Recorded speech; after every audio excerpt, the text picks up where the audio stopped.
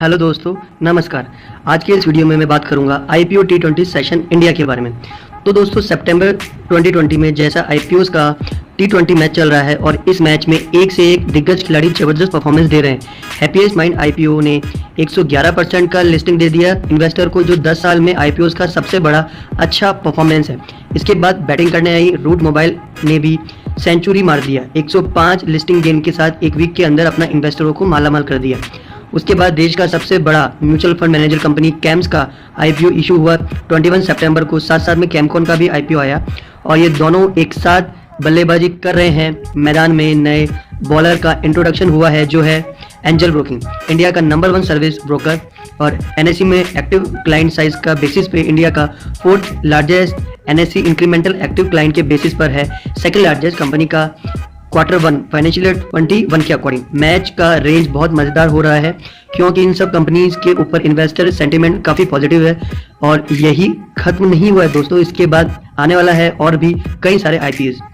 तो यही सही वक्त है शेयर मार्केट में इन्वेस्ट करने का, क्योंकि अभी कैम्सकॉन और एंजल ब्रोकिंग आईपीओ का लिस्टिंग होने के वक्त कितना परसेंटेज गेन होता है ये काफ़ी इंटरेस्टिंग होगा। तो देर मत कीजिए दोस्तों। सितंबर 20 बोनांजा, जिसमें प्रॉफिट का अमाउंट 2 से या 5 नहीं 10 नहीं बल्कि 100% हो रहा है, इसमें हिस्सा लीजिए और मौके पे चौका लगाइए। सितंबर आईपीओ T20 में सबसे पहला खिलाड़ी हैप्पीएस्ट माइंड आईपीओ, जिसका इशू 7 से 9 सितंबर को आया था। इशू प्राइस था 166 और लिस्टिंग गेन हुआ था 17 सितंबर को। लिस्टिंग प्राइस था 351, बीएससी में 111% प्रीमियम ओवर इशू प्राइस और 350 और NSC 110% premium over issue price. ये 10 साल में पहली बार हुआ है कि इतनी बड़ी लिस्टिंग गेन मिली है इन्वेस्टर को। इसका रीज़न कहा जा सकता है कि हैप्पीएस्ट माइंड एक ऐसा प्लेयर है जिसको कोई कंपटीशन नहीं है मार्केट में अभी। टेक्निकल बेस्ड आईपीओ में ये पहला है और जबरदस्त रिकॉर्ड तोड़ प्रदर्शन शायद आने वाले दिनों में और भी टेक कंपनीज को इंडिया के आईपीओ मार्केट में आने के लिए एनकरेजमेंट देगा।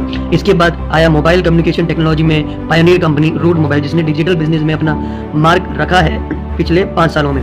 Root Mobile IPO issue date 9 से 11 सितंबर, इशू प्राइस 350 रुपये, लिस्टिंग गेन 21 सितंबर, listing price 770 rupees, 104% premium over size, 708 on BSC 102%। Root mobile के इस यूनिक ऑफरिंग को पब्लिक ने खूब सब्सक्राइब किया और लिस्टिंग के टाइम पर पब्लिक को ये प्यार पूरा दिखा जब इसने 105 का रिटर्न दिया।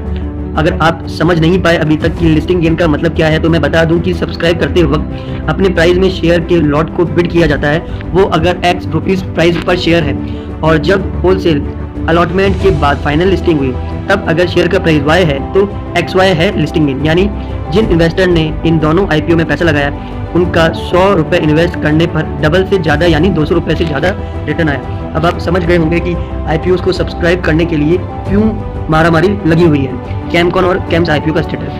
अभी अगर अपने देश की biggest mutual fund manager 2200 crore के कैम्स आईपीओ को सब्सक्राइब नहीं किया तो शायद ये हाथ से निकल चुका है, क्योंकि कैम्स आईपीओ डे 2 यानी 22 सितंबर को फुली सब्सक्राइब हो चुका है। कैम्स आईपीओ रिसीव बिड है 1,29,46,320 share, which was 1.01 times the issue size of 1,28,27,370 share.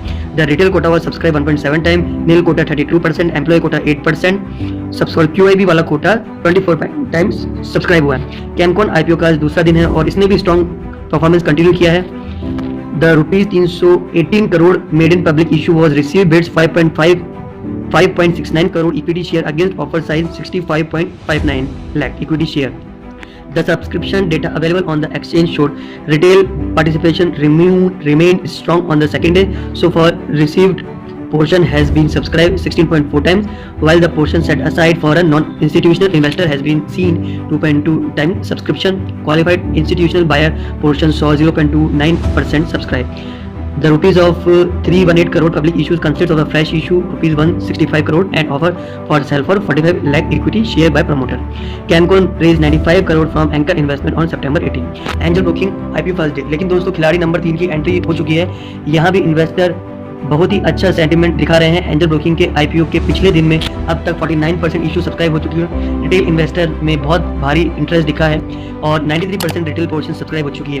देश की सिक्योरिटी एडवाइजर का मानना है कि एंजल ब्रोकिंग लंबी रेस का घोड़ा है और ये एसपी सिक्योरिटीज के हिसाब से ये लॉन्ग टर्म में बहुत अच्छा रिटर्न दे सकती है। IPOs of the 4th largest broking house in terms of active client has received bid for 67.86 lakh equity share against for the size of 1.37 crore equity share.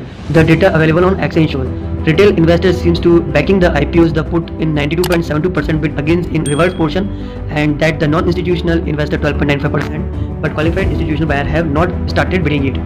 Angel Broking ahead of its public issue raised 180 crore from 12 anchors investment, including margin names such as Goldman Sachs India, HDFC Mutual Fund, Marquee, Invesco, Trustee, ICICI Prudential, etc.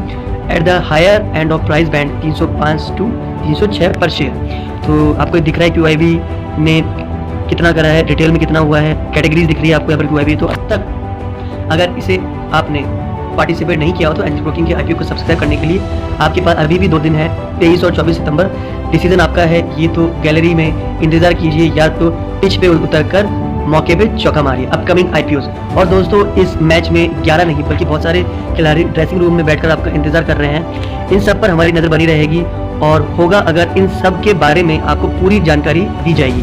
Company name ये आपको दिख रहा है, कितनी सारी companies आने वाली है, तो मैं इसमें आपका समय बर्बाद नहीं करूंगा। स्क्रीन पे आपको ये सब कंपनीज दिख रही है। ऐसी ही नई नई अपडेट्स के लिए चैनल को सब्सक्राइब करें, वीडियो को लाइक करें, शेयर करें। Thank you.